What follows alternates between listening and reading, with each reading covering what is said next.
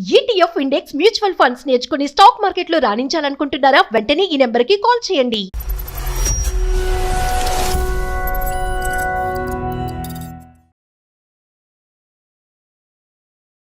నేనంటే పిచ్చి మేడం మా పిల్లకి. మేమిద్దరం వచ్చేసినాం సార్, వచ్చి తిరుపతిలో పెళ్లి చేసుకున్నాము కొండ పైన. 2-3 ఏళ్ళు బాగానే ఉన్నాము. ఎందుకో మేడం కొద్ది రోజులుగా తన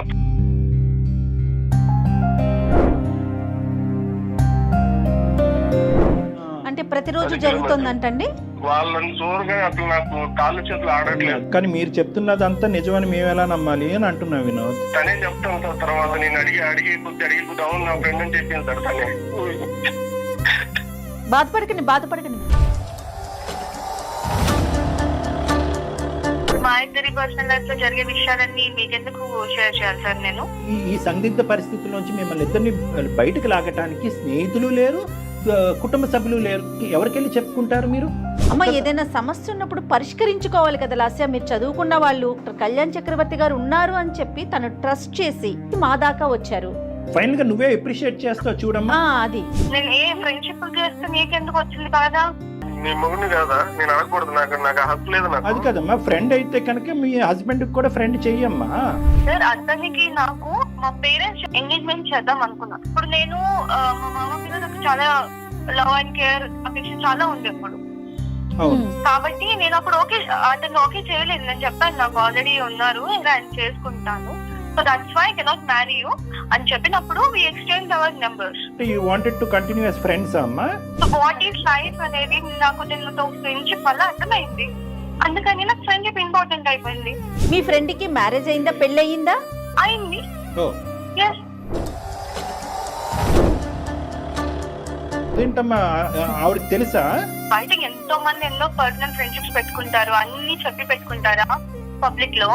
నేను ఉన్నాను, నీకోసం అన్ని వదులుకొని వచ్చినాను కదమ్మా. ఉన్నావు, ఏం చేసి పెట్టావు నాకు చెప్పు. ఏం చేసి పెట్టావు నాకు? ఏం కావాలమ్మా నీకు? ఏం కావాలి చెప్పు. నాకు కావాల్సిన లగ్జరీ లైఫ్ నాకు లేదు. ఈ సో కాల్డ్ స్వర్గం ఏదైతే నువ్వు అబ్బాయితో పాటు నువ్వు అనిపిస్తున్నావో ఇది ఎల్లకాలం నిలబడదు. ఎప్పుడు ఉంటామో ఎప్పుడు పోతామో తెలియదు కదా సార్. అందుకని last and final question Lasya, అన్ని వదులుకుని పద్ధతిగా జీవించేటటువంటి ఆలోచన నీకుందా? I don't have interest. You don't have interest in Vinod. Yes. So you have interest in that person. Yes. Vinod, ఇప్పటికైనా మీ ఇద్దరి మధ్యన పిల్ల జల్లా ఎవరు లేరు కాబట్టి ఇప్పటికైనా సంతోషంగా సుఖంగా గుడ్ బై చెప్పేసి ఆ అమ్మాయికి నీ జీవితం ఏంటి అన్నది నువ్వు బతుకు.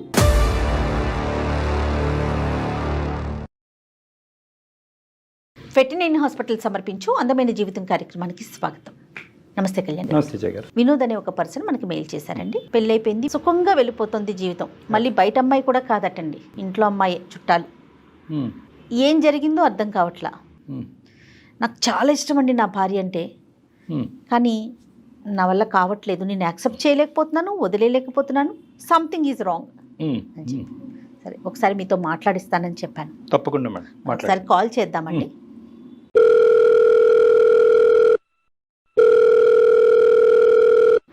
హలో, నమస్తే అండి, వినోద్ గారా? ఎవరు? నేను జయానండి, సుమన్ టీవీ అందమైన జీవితం ప్రోగ్రామ్ నుంచి కాల్ చేస్తా ఉన్నాను. మేడం నమస్తే మేడం. నాతో పాటు డాక్టర్ కళ్యాణ్ చక్రవర్తి గారు ఉన్నారు. మీ సమస్యను ఒక్కసారి మాట్లాడతారా?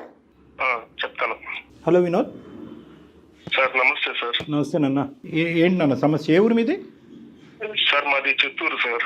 ప్రస్తుతం హైదరాబాద్ లోనే నేను పనిచేస్తున్నాను. రైట్, ఓకే ఓకే, చెప్పు నాన్న, ఏంటి సమస్య? సార్, నాకు పెళ్ళి 3 ఏళ్ళు అవుతాం సార్. ఆ అమ్మాయి పేరు లాస్య సార్. తను పుట్టినప్పటి నుంచే నాకే పెళ్లి చేయాలనుకున్నాడు సార్, నాకు ఇచ్చే పెద్దవాళ్ళు. నాకు అంత చదువు అంత ఆపలేదు సార్. మీరేం చేస్తూ ఉంటారు? మీరేం చదువుకున్నారు? IT చేసేవాను sir. ఐటీఐ చదువుకున్నారు. ఆవిడ బీటెక్ చేసింది. సో తనకి నేనంటే ఇష్టము. సో మీరిద్దరైతే ఒకరికొకరు కావాలి అని అనుకున్నారు. పెద్దవాళ్ళకి మాత్రం మీ ఇద్దరు కావాలనుకోవటం ఇష్టం లేదా? ముందు ఒప్పుకున్నారు సార్. తర్వాత నాకు అంత పెద్ద ఉద్యోగం లేదని ఒప్పుకోలేదు సార్. వాళ్ళు ఒప్పుకోలేదు. వేరే పెళ్లి చూపులు కూడా చేయించారు సార్. కానీ ఆ అమ్మాయికి ఇంకా వాళ్ళ ఇంట్లో వాళ్ళు ఎక్కువ ఫోర్స్ చేస్తే కూర్చునింది సార్ పెళ్లి చూపులకి. పెళ్లి చూపుల వరకు అయితే వెళ్ళింది, బలవంతంగా వెళ్ళింది. ఇంకా చివరికి మేమిద్దరం వచ్చేసినాం సార్. వచ్చి తిరుపతిలో పెళ్లి చేసుకున్నాము కొండ పైన. మీ ఇంట్లో కూడా ఒప్పుకోలేదా వినోద్ గారు? మా ఇంట్లో కూడా ఒప్పుకోలేదు మేడం. ఇప్పుడు వాళ్ళ ఇంట్లో అంటే కనుక మీకు ఉద్యోగం స్థిరంగా లేదు, చదువు లేదని. మీ ఇంట్లో అభ్యంతరం ఏంటి? ఇప్పుడు మా మామయ్య ఉన్నాడు కదా, ఆయన అంత మాట్లాడుతుంటే మా అమ్మకి నచ్చలేదు. మా నాన్న లేరు. మా మామయ్య అట్లా మమ్మల్ని చాలా తక్కువ చేసి తీసి పారేసినట్టు మాట్లాడినాడు సార్. అదేలే అదేలే. అటు మాట్లాడితే ఇంకా మా అమ్మకి నచ్చలేదు. చిన్నప్పటి నుంచి ఆపిల్ అంటేనే నాకు మనసు. లాస్యా కూడా అంతేనండి?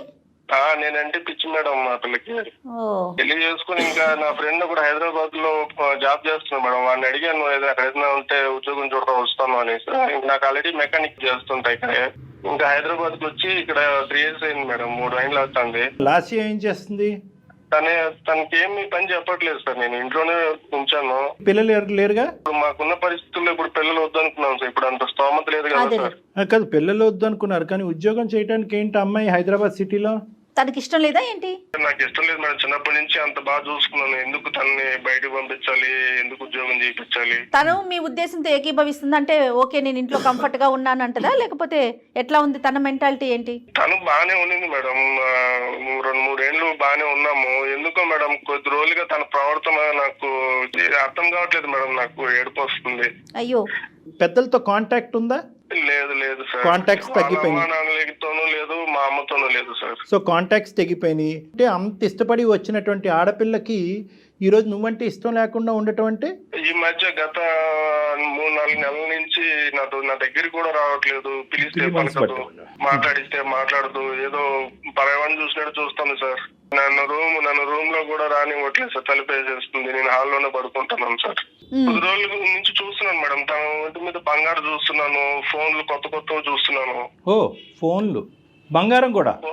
బంగారం కూడా సార్. మీరు అడిగారా అమ్మాయిని ఎక్కడవి ఏంటని? అడిగినాను మేడం. అడిగితే ఇది అమ్మ వాళ్ళు తీసిచ్చినారు, నీకు కూడా తీసిస్తా అన్నారు. నేనే ఇంటికి రమ్మంటే రానన్నారు. ఏదో చెప్తాను మేడం సంబంధం లేకుండా. పోలండి, తల్లిదండ్రులు మళ్ళీ ఆ అమ్మాయిని స్వీకరించారన్నమాట అనుకోవాలి కదా. నాకు లేదు సార్. నేను ఒకసారి ఇంటికి వెళ్ళాను సార్. మా మామయ్య వాళ్ళ ఇంటికి వెళ్తే వాళ్ళు నన్ను అక్కడే అవమానించారు. ఇంట్లో కూడా రానివ్వలేదు. మేము ఇప్పుడు వచ్చాము, అంత అబద్ధాలు చెప్పి మళ్ళీ మా ఇంటికి వస్తావు నువ్వు, పోరా బయటికి అన్నారు సార్. ఈ అమ్మాయికి మరి వాళ్ళ అమ్మ వాళ్ళు ఇవ్వలేదండి? అదే మేడం నాకు అర్థం కాలేదు మేడం. అదే తను అడిగితే ఇది తనేమంటుంది, ఇది అమ్మ వాళ్ళు ఇచ్చినారు అంటుంది. వాళ్ళ ఇంట్లో ఏమో మేము తీసిలేదు అంటారు. ఈ సాగు పెట్టుకుని మళ్ళీ మా ఇంటికి వస్తావా, పోరా బయటికి అని వాళ్ళు నన్ను గెంటేసినారు సార్. సరే, ఇచ్చిన వాళ్ళు అయితే ఇచ్చామని చెప్పడంలో వాళ్ళు ఎందుకు సంకోచిస్తారు కానీ. అంతే కదా సార్. అదే నాకు అనుమానం ఇచ్చి గట్టిగా అడిగినాను సార్ ఆ పిల్లని. అడిగితే ఏం చెప్పట్లేదు. కానీ తన ఫోన్ లో ఒక లవ్ సింబల్ వేసి ఒక ఫోన్ నెంబర్ ఉండే సార్. ఫోన్లు ఇవ్వటం అమ్మాయి చేతుల్లో కనిపించింది. తల్లిదండ్రులను ప్రశ్నించేటప్పటికి తల్లిదండ్రులు మేము ఇవ్వలేదు, నువ్వు వెళ్ళిపోరా, నువ్వు మా ఇంట్లో అడుగు పెట్టడానికి లేదని మిమ్మల్ని సాగరంపారు. ఇది కాకుండా మీకు వేరే అనుమానాలు ఏమైనా ఉన్నాయా? సార్ నేను ఎన్నిసార్లు మెకానిక్ షాప్ నుంచి చేస్తూనే ఉంటాను సార్. చాలా చేసినా సరే బిజీ వస్తూనే ఉంటాను సార్. ముందన్నా ఫోన్ నాకు చేసేది సార్. తనకి ఇప్పుడు చేయట్లా. ఎప్పుడు చాటింగ్ లో ఉంటది. నేను వచ్చినా సరే ఓకే కొంచెం చాట్ చేసుకుంటూ తనలో నవ్వుకుంటా ఉంటది. ఈ ఫోన్ బిజీ చాటింగ్ ఇంతకు ముందు ఉండేది కాదు 3 నెలల క్రితం? లేదు సార్ అసలు లేదు. ఇంకానన్నా ఇక్కడ ఇంటి దగ్గర ఒక షాప్ ఉంది సార్. ఆ షాప్ లో అతను మా షాప్ లో పనిచేస్తాడు. వాళ్ళు చెప్తున్నారు సార్, మీ వైఫ్ ని ఎవరో కార్ లో తీసుకుని వెళ్తున్నారు అది ఇది అని చెప్పి నమ్మలేదు సార్. ముందు నాకు ఇదంతా చూస్తే అనుమానం వచ్చింది. నేను షాప్ కి వెళ్ళిన వెంటనే వెళ్తుందంట సార్ బయటికి. నేను షాప్ నుంచి వచ్చేసరికి వచ్చేస్తుందంట మళ్ళీ ఇంటికి. అంటే ప్రతిరోజు జరుగుతుందంటండి? రోజు వెళ్తుందంట మేడం. వాళ్ళు కనిపించినప్పుడు చెప్తున్నారు మేడం నాకు. సరే, ఈ 3 కలిపితే నీకు అనుమానం వస్తుంది. అనుమానం వచ్చి నేను కూడా వెళ్ళాను సార్. ఒకసారి ఇంటికి వెళ్తే నా ముందే ఒకసారి కార్లో వెళ్ళింది. నీ కళ్ళతో కూడా చూసావు? వెనకాల వెళ్తే షాపింగ్ వెళ్తాంది, సినిమాకి వెళ్తాంది. నాకు తట్టుకోలేకపోతున్నాను సార్ నేను. ఎవరు ఆ పక్కన ఉన్నవాడు? ఎవరు అతను? ఎవరో తెలియదు సార్ నాకు కూడా. చివరికి అడిగేసినాను సార్, మనసు చంపుకొని ఏదైతే అయింది అని చెప్పుకొని అడిగితే నీకు తెలియదు, నేను అనుమానిస్తాను అని చెప్పి తిరిగి నన్నే అంటాను సార్. నీదే అనుమానం అంటుందా? నేను నా కల్లారా నేను చూసాను అంటుంటే కూడా నమ్మట్లేదు సార్. లేదు నువ్వు ఎవరినో చూసినావు, నేను ఒక్కటే వెళ్ళాను, ఎవరితో వెళ్ళలేదు అని ఇలా నాతో వాగ్వాదాలు పెడతాను సార్. ఆ స్మార్ట్ ఫోన్లు ఏవో ఉన్నాయి కదా, ఒక 2-3 ఫోటోలు వీడియోలు తీయలేకపోయావు? కార్ నెంబరు మాల్లో అక్కడ తిరుగుతున్నప్పుడు సార్. వాళ్ళని చూడగా అసలు నాకు కాళ్ళు చేతులు ఆడట్లేదు సార్. ఆ టైంలో నేను పెట్టుకుంటాను సార్. కానీ మీరు చెప్తున్నదంతా నిజమని మేము ఎలా నమ్మాలి అని అంటున్నావు వినోద్. తనే చెప్తాను సార్. తర్వాత నేను అడిగి కొద్ది అవును నా ఫ్రెండ్ అని చెప్పింది సార్ తనే. ఒప్పుకుంది, ఫ్రెండ్ అందా? ఒప్పుకుంది. నేను చాలా రోజులుగా అడిగితే అవును అని చెప్పి నాకే చెప్పేసరికి నేను ఇంకేం చేయాలో అర్థం కావట్లేదు సార్. ఇట్లా మా అమ్మ వాళ్ళ దగ్గరికి పోలేను, ఇట్లా వాళ్ళ అమ్మ నాన్నని అడగలేను. ఫ్రెండ్ అయితే దానికంటూ ఒక లిమిటేషన్ లేదా ఒక గీత ఉంటుంది కదా. కానీ నువ్వు లేనప్పుడు ప్రత్యేకించి ఎందుకు వెళ్ళాలి? నీకు తెలియకుండా సీక్రెట్గా ఈ కథను ఎందుకు నడిపించాలి? దాన్ని ఫ్రెండ్షిప్ అని ఎలా అంటాం మనం? నేను అది ఆ మాట అంటే నువ్వు అనుమానిస్తున్నావు, నేను అట్లా తప్పు చేసే అమ్మాయిని కాదు. ఫ్రెండ్షిప్ కి మించి ఏం పెద్ద వాళ్ళిద్దరి మధ్యన జరగలేదు అని అందా ఆ అబ్బాయికి తనకి? అంటుంది సార్, అంటుంది. కానీ ఇప్పుడు నాకుంటది కదా సార్, నా భయాలు నాకు ఉంటది కదా సార్. నాకేట దూరం ఓకే, నీకు దూరం అయిపోద్దని ఇన్సెక్యూరిటీ ఉంటుంది. ఈ అబ్బాయి ఎవరు? తను ఎవరో నాకు కూడా తెలియదు. అడిగితే నీకు నా మీద నమ్మకం లేదా అని చెప్పి నన్నే.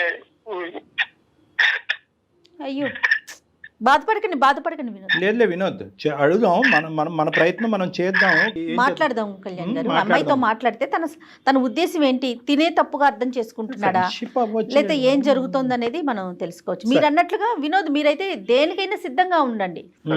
నువ్వే కలుపు ఫోన్. చూద్దాం సార్, మీరు అమ్మాయితో మాట్లాడితే మీకు ఒక ఐడియా ఫామ్ అవుతుంది కదా. హలో హలో, తిన్నావా? ఇందాకే చేసావు, మళ్ళీ ఎందుకు చేస్తున్నావు?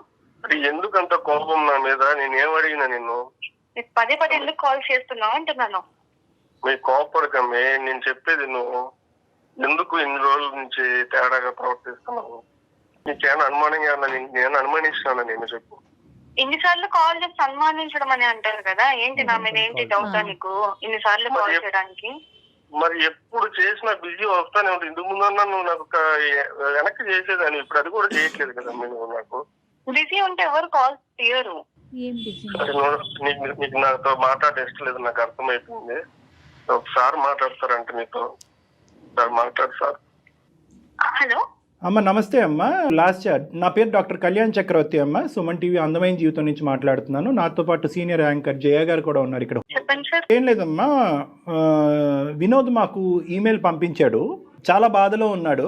సడన్ గా ఒక 2 to 3 months బట్టి మీలో ఒక మార్పు వచ్చింది. అతన్ని పెద్ద పట్టించుకోవట్లేదు, అతనికి పెద్ద ఇంపార్టెన్స్ ఇవ్వట్లేదని అతను చాలా లోన్లీగా ఫీల్ అయ్యి మాకు ఈమెయిల్ పంపించి, అసలు నా భార్య లాస్యలో మనసులో ఏముందో దాగుందో నాకు తెలియట్లేదండి. అతను అడగలేక అతను అడగవలసినటువంటి ప్రశ్నలు మా ద్వారా అడిగిస్తున్నాడమ్మా.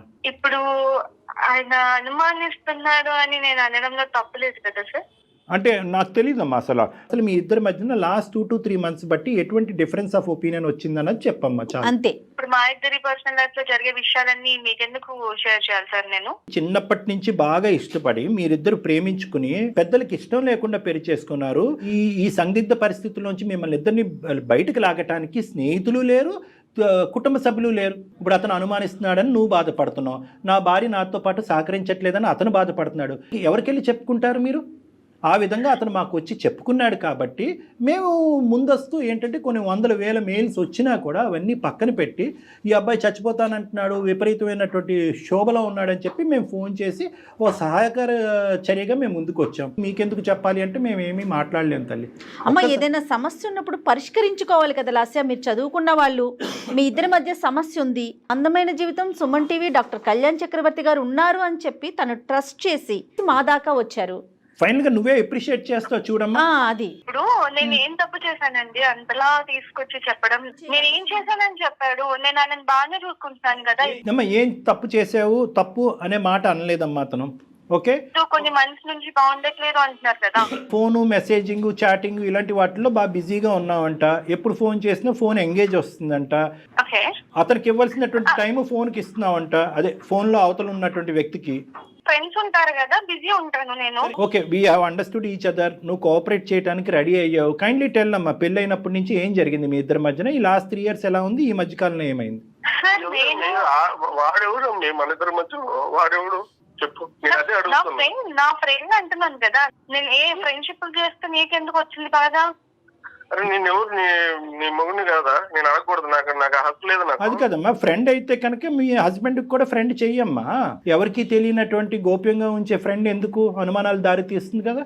సార్, అతనికి నాకు ఎంగేజ్మెంట్ చేద్దాం అనుకున్నా. అదే ఇందాక వినోద్ చెప్పిన పెళ్లి చూపులు అతనితోనేనమ్మా? అవునండి, మా పేరెంట్స్ చేయాలనుకున్నారు. అప్పుడు నేను మా మామ మీద నాకు చాలా లవ్ అండ్ కేర్ అఫెక్షన్ చాలా ఉంది అప్పుడు.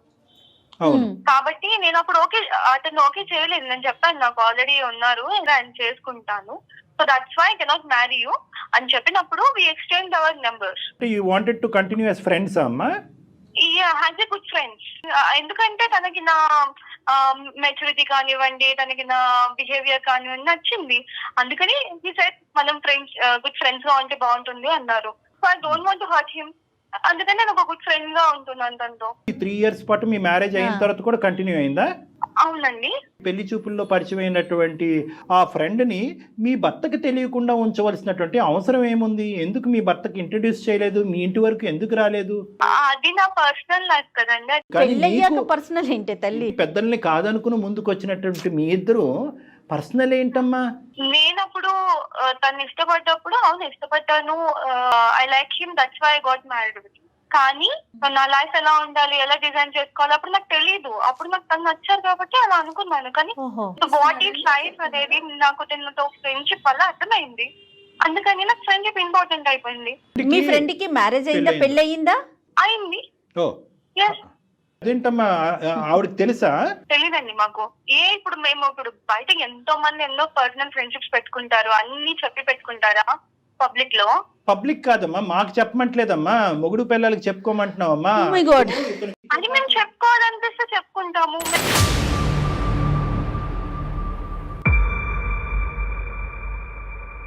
తను ఇక్కడే హైదరాబాద్ లోనే ఉంటారు కాబట్టి నాకు తనతో ఇంకా క్లోజ్నెస్, నాకు తన బిహేవియర్, తన way of living, life style అంతా నచ్చింది. ఇప్పుడు అవన్నీ మాకు తెలుస్తున్నాయమ్మా. ఇప్పుడు అతని స్థానం ఏంటి, నీ భర్త అయ్యే స్థానం ఏంటమ్మా? What is the problem with him?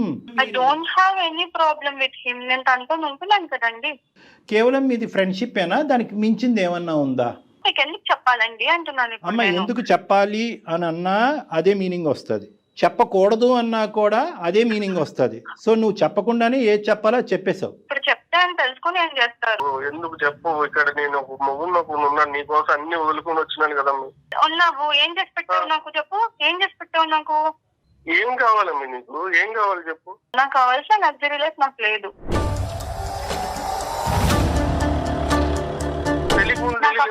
నాకు తెలియదు. అప్పుడు నాకు తెలియదు. ఇల్లు వచ్చేటప్పుడు నాకు తెలియదు. ఇప్పుడు తెలుస్తుంది, నాకు గుర్తు వచ్చింది. సో అందుకని నా లైఫ్ ని నేను ఎంజాయ్ చేస్తున్నా. ఏం మాట్లాడాలమ్మా నీతో? నువ్వు కావలసినటువంటి వ్యక్తి గురించి ఫైట్ చేసేసి తిరుపతి కొండ మీదకి వెళ్ళి పెళ్లి చేసుకుని ఈరోజు 3 సంవత్సరాల పాటు ఇరువైపుల కుటుంబాలను వదిలేసి ఇక్కడికి వచ్చి ఉన్నావంటే కనుక ఎంత మెంటల్ స్ట్రెంగ్త్ ఉండాలి మీకు, ఎంత ఇమోషనల్ మెచ్యూరిటీ ఉండాలి అని అనుకున్నాం. కానీ ఇక్కడ కాంట్రాస్టింగ్గా ఒక డిఫరెంట్ పిక్చర్ కనిపిస్తుందమ్మా, ఆపోజిట్ పిక్చర్ కనిపిస్తుంది మాకు. నీలో మెచ్యూరిటీ కాదు కదా, చాలా దిగువ స్థాయి ఇమ్మెచ్యూరిటీ ఉంది, తేలికతనం ఉంది, పెళ్ళి అనేటటువంటి దానికి సంబంధించిన విలువలు తెలియనటువంటి మనస్తత్వం ఉంది, ప్రేమ అంటే అర్థం పర్థం లేదు అన్నట్టు అనిపిస్తుంది. కేవలం ఒక సిటీకి రాగానే నువ్వు రెక్కలు వచ్చినటువంటి పక్షిలాగా లగ్జరీస్ అనుకుంటూ ఫస్ట్ టైం నీ జీవితంలో అతను మెకానిక్గా చిరిగిపోయినటువంటి చొక్కా నీకు ఇప్పుడు కనిపిస్తుంది. నీ ఇంట్లో ఉండేటటువంటి కంఫర్ట్స్ లేవు అన్నట్టు నీకు అనిపిస్తున్నదని అనిపిస్తుందమ్మా. ఫస్ట్ ఆఫ్ ఆల్ ఒక్క పాయింట్ నాకు చెప్పు, మీ తల్లిదండ్రులు నిన్ను వెనక్కి ఆ ఇంటికి రానివ్వట్లేదు, ఏమాత్రమన్నా నీకు బాధ ఉందమ్మా? లేదండి, నాకెందుకు బాధ వాళ్ళ లేదు. దగ్గర ఉన్నప్పుడు అక్కడేం వాళ్ళు ఫ్రీడమ్ ఇవ్వలేదు. ఇప్పుడు నీకు ఫ్రీడమ్ కావాలి అంటే ఏం కావాలమ్మా? అంటే వినోద్ నీ చేత ఉద్యోగం చేయనివ్వలేదనా నీ బాధ? అసలు ఫ్రీడమ్ అంటే ఏంటి మీ ఉద్దేశంలో? నా లైఫ్ లో నేను ఎలా ఉండాలనుకుంటున్నాను, నా లగ్జరీస్ నేను ఎలా మెయింటైన్ చేయాలనుకుంటున్నాను అలా. నీ లైఫ్ లో నీ లగ్జరీ, నీ లైఫ్ అంటే ఒక పెళ్ళైన ఆడపిల్ల ఇంకొక మగాడితో తిరగటం అమ్మా లగ్జరీ అంటే? అందరూ అలాగే ఉంటున్నారు మేడం. అందరి సంగతి నీకెందుకమ్మా, సమస్య నీ దాకా వచ్చింది. మాట అనే హక్కు లేదు. నీ జీవితం ఏంటి అనేది నువ్వు మాట్లాడుకో అమ్మా. అందరూ ఎక్కడున్నారమ్మా? నీ వయసు ఎంత, నీ అనుభవం ఎంత?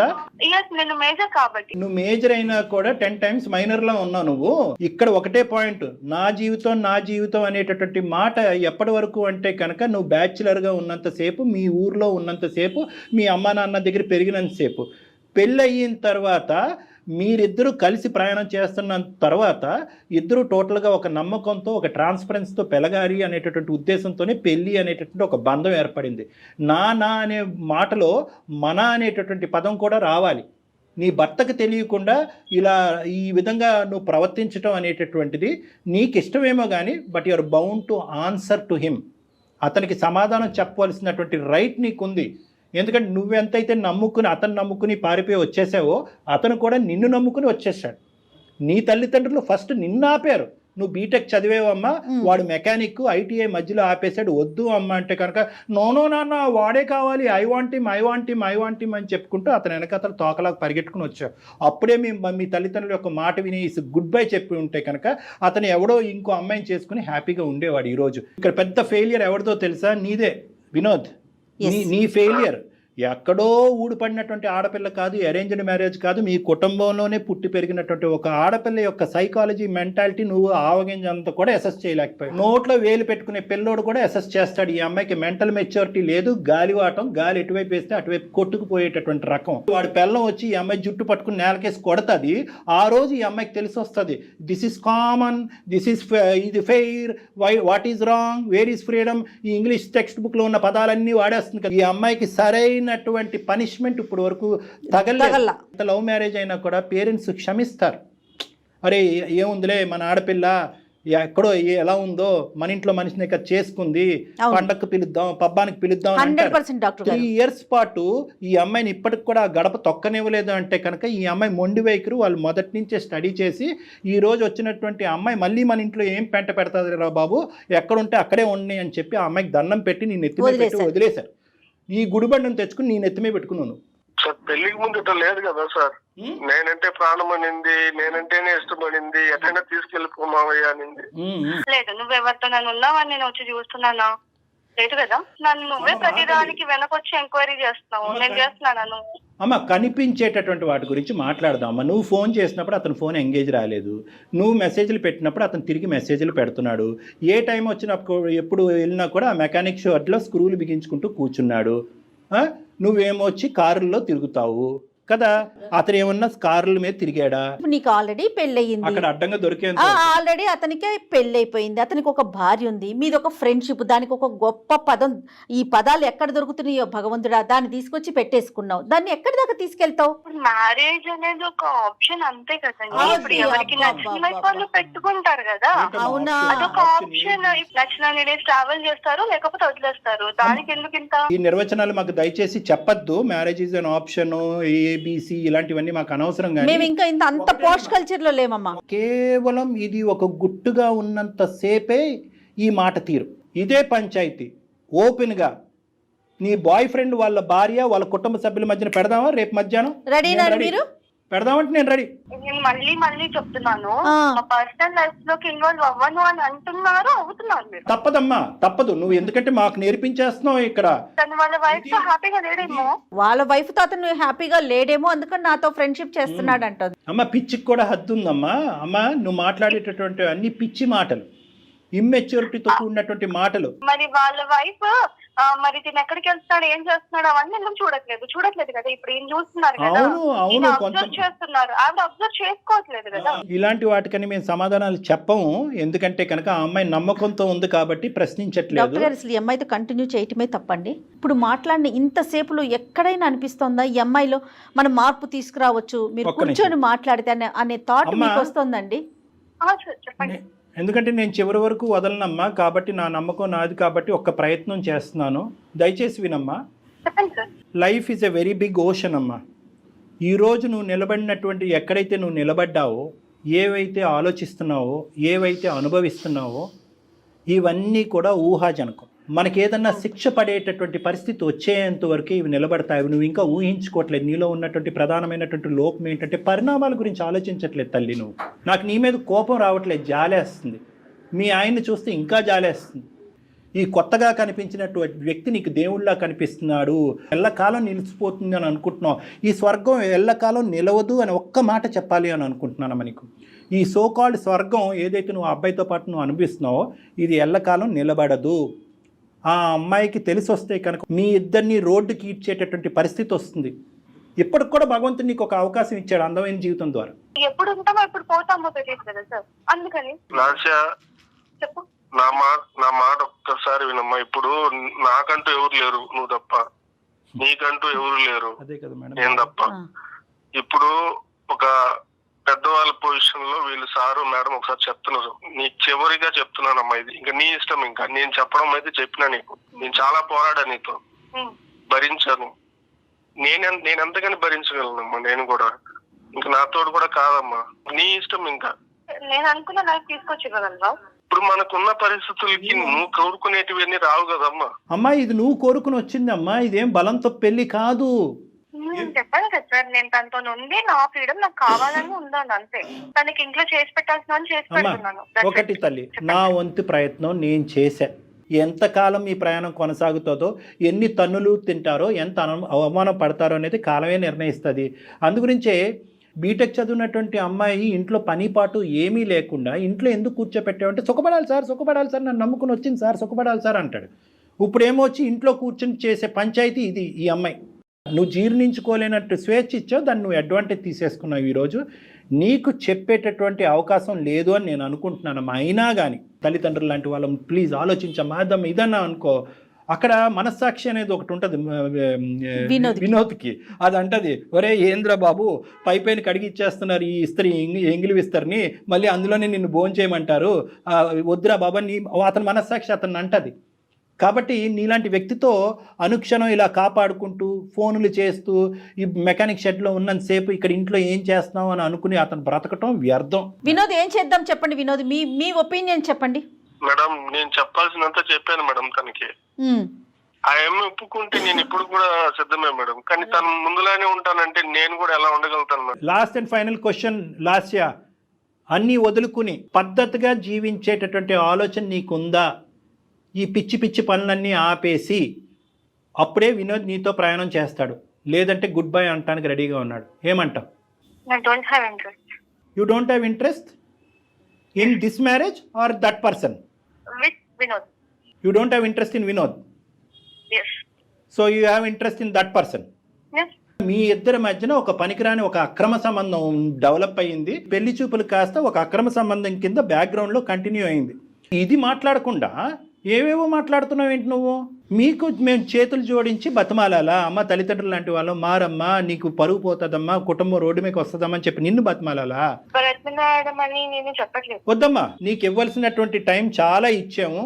వినోద్, ఇటువంటి అమ్మాయిని నువ్వు ఆలోచించకుండా, తెలివితేటలు లేకుండా, అసెస్ చేయకుండా పరిగెట్టుకుంటూ వెళ్ళి పెళ్లి చేసేసుకున్నావు. ఇప్పటికైనా మీ ఇద్దరి మధ్యన పిల్ల జల్లా ఎవరు లేరు కాబట్టి, ఎటువంటి బాధ్యత బరువు లేదు కాబట్టి ఇప్పటికైనా సంతోషంగా సుఖంగా గుడ్ బై చెప్పేసి ఆ అమ్మాయికి నీ జీవితం ఏంటి అన్నది నువ్వు బతుకు. ఆ అమ్మాయి కంటే ఇలా వదలటం, ఎక్కడికక్కడ కట్ చేయటం అలవాటే. అక్కడ తల్లిదండ్రులు కట్ చేసింది, ఇప్పుడు నిన్ను కట్ చేసింది, రేపు ఆడి దగ్గరికి వెళ్తుంది, ఆడిని కట్ చేస్తుంది. ఈ అమ్మాయి జంపింగ్ జాకులు అంటారు వీళ్ళని. లాస్య చాలా సంతోషం అమ్మా, ఇంతవరకు మాతో మాట్లాడినందుకు, నీలాంటి ఒక గొప్ప వ్యక్తితో మాట్లాడినందుకు. మధ్యలోనే నేను చెప్పాను డాక్టర్ గారికి ఇది వర్కౌట్ అయ్యే విషయమే కాదని. పాపం ఆయనే లేదు లేదు అని మాట్లాడుతూ ఇక్కడ దాకా వచ్చారు. చాలా సంతోషం తల్లి. నమస్తే. పెట్టేసే తల్లి ఫోన్. ఎప్పుడో చెప్పాను కదా, independent women and free bird అని. Bye ma'am. Oh my God. మనం మీకు నేను మధ్యలోనే అన్నాను కదా డాక్టర్ గారు, కానీ మీరేమన్నారు? లేదు జయ గారు ఒకసారి మాట్లాడదాం, ఇంకొంచెం మాట్లాడదాం అన్నారు కదా. ఆ అబ్బాయి గురించి మేడం, ఆ అబ్బాయి గురించి మీరు ఆలోచించారు. తను చాలా డిస్టర్బ్డ్ క్యారెక్టర్ అండి. వినోద్ తనకేం చెప్తారో చూడండి కళ్యాణ్ గారు. వినోద్, ఇప్పుడు నువ్వు హ్యాపీగా ఉండాలి, అర్థమైందా? స్టార్టింగ్ లోనే చెప్పాను, చేదైనటువంటి నిజాలు నీకు వినిపిస్తాయి. ఇది కేవలం ఫ్రెండ్షిప్ కాదు, దానికి మించింది అంటే కనుక ఆ అమ్మాయి అసలు మొండిగా హ్యాపీగా ఒప్పుకుంది. ఇప్పుడు ఏమొచ్చి వెళ్ళిపోతానికి రెడీయా అంటే కనుక హ్యాపీగా వెళ్ళిపోతాను నేను, ఫ్రీ బర్డ్ అంది. అది ఎగిరి ఎగిరి ఇంకో పంజరంలో చిక్కుంటది, అది గుర్తుపెట్టుకో. ఇంకొకటి కూడా నేను చెప్తున్నా, నువ్వు హ్యాపీగా ఉండటం అనేది ఎంత ఇంపార్టెంటో, మొండిగా ఉండటం కూడా అనేది అంత ఇంపార్టెంట్. ఆ అమ్మాయి అక్కడ ఇక్కడ ఆ పెంట ఈ పెంటలోకి వెళ్ళి అన్ని ముళ్ళు గుచ్చిపించుకుని మళ్ళీ తలుపు కొడతాయి, తీరానైనా నేను లోపలికి వస్తా. అక్కడ కూడా ఈ అమ్మాయికి అవకాశం ఇవ్వకుండా ఉండేటటువంటి మొండి ధైర్యం నువ్వు పెంపొందించుకోవాలి. హైదరాబాద్లో ఒంటరిగా ఉండద్దు. ఏం చేసుకున్నా కూడా నీ కుటుంబంతో పాటు నువ్వు హ్యాపీగా ఉండొచ్చు. ఆ ఇరువైపుల కుటుంబాలకి మొత్తం కథంతా చెప్పు. ఏం తప్పు చేసావని నాన్న? నువ్వేం చేయలేదు, నువ్వేం తప్పు చేసావు? నచ్చినటువంటి అమ్మాయితో ప్రయాణం మొదలు పెట్టాలని ముందుకు వచ్చావు. ఆ అమ్మాయి మధ్యలోనే గుడ్ బై చెప్పింది. నీకు ఈ టైంలో ప్రధానంగా కావాల్సింది ఒక సపోర్ట్ కావాలి, ఒక ఇమోషనల్ సపోర్ట్ కావాలి. నా అనేటటువంటి ప్రేమించేటటువంటి వాళ్ళు కావాలంటే మీ తల్లిదండ్రులతో కానీ మీ ఫ్యామిలీ మెంబర్స్తో కానీ డాక్టర్ గారు మాట్లాడతారు. మీకు అలాంటి ఇబ్బంది ఏదైనా ఉందంటే ఒక్కసారి కౌన్సిలింగ్ కూర్చుందాం, అలా కూర్చుందాం. ప్లస్ మీరు లీగల్ అడ్వైస్ కూడా తీసుకోవాలి, ఒక లాయర్ని కలవాలి, ఒక అడ్వకేట్ని కలిసి నెక్స్ట్ స్టెప్ ఏమేయాలి అనేది ఆలోచించాలి. కానీ at the end of the day ఈరోజు నీకు చేదుగా బాధగా అనిపించేటటువంటి ఈ నిజం భవిష్యత్తులో నీకు చాలా సంతోషాన్ని ఇస్తుంది. ఏమాత్రం కంగారు పడమాకండి, దిగులు పడకండి, ధైర్యంగా ఉండండి. ఒక్కసారిగా ఆ, కొద్దిగా కష్టంగా ఉంది సార్, కానీ నేను స్ట్రాంగ్ అవుతాం. ఓకే నాన్న. మోరల్ సపోర్ట్కి డెఫినెట్గా మేము ఉంటాం ఎప్పుడు కూడా. Okay, thanks madam. రైట్ నాన్న, right. Right, thank you. తను యాక్సెప్ట్ చేయలేకపోతున్నాడు అంతే. ఆబ్వియస్లీ మేడం, కొద్ది గొప్ప ఆ అమ్మాయి కౌన్సిల్ చేయడానికి ట్రై చేసింది ఎందుకు అంటే కనుక ఆ అమ్మాయి భవిష్యత్తు గురించి కాదు, ఈ అబ్బాయి భవిష్యత్తు అంతే కదా డాక్టర్ గారు. ఇప్పుడు ఇలాంటి వాళ్ళ జీవితాలు ఇక అలా కంటిన్యూ అవటమేనంటారు, ఎక్కడైనా వెనక్కి వస్తారా? నేను చెప్పాను కదా మేడం ఇందాక, పరిణామాలు ఆలోచించకుండా ముందుకు వెళ్ళిపోయేటటువంటి వాళ్ళు శిక్ష పడినప్పుడు రియలైజ్ అయ్యి మళ్ళీ వెంటనే వచ్చేస్తారు. అప్పుడు పడుతుంది, అమ్మాయికి తొందరలో పడుతుంది. ఫస్ట్ తలుపు తట్టేది ఈ అబ్బాయిని. మళ్ళీ అదే పీక్ స్టేజ్కి వెళ్ళిపోతారు కదండి. ఖచ్చితంగా ఆ అమ్మాయి వస్తుంది, వెనక్కి వస్తుంది, ఒక బాధతో వస్తుంది, దుఃఖంతో వస్తుంది, నువ్వు తప్ప నేను ఎవరు లేరు నా జీవితంలో లేదు. ఎందుకంటే ఈ అబ్బాయికి ప్రస్తుతం ఇప్పుడున్న పరిస్థితుల్లో ఆ అమ్మాయికి గుడ్ బై చెప్పరా బాబు అని చెప్పడం చాలా ఈజీ. ఆ అమ్మాయి మళ్ళీ వెనక్కి వస్తే కనుక ఆ అమ్మాయిని యాక్సెప్ట్ చేయొద్దురా బాబు అని చెప్పడం చాలా కష్టం. వెల్కమ్ చెయ్యొద్దని చెప్పలేం మనం. ఎందుకంటే ఆ అబ్బాయి చాలా బలంగా అతని మనసులో తనకు స్థానాన్ని ఇచ్చాడు. రైట్, చూద్దాం ఎటువంటి పరిణామాలకు దారితీస్తుంది. రైట్ అండి, నమస్తే.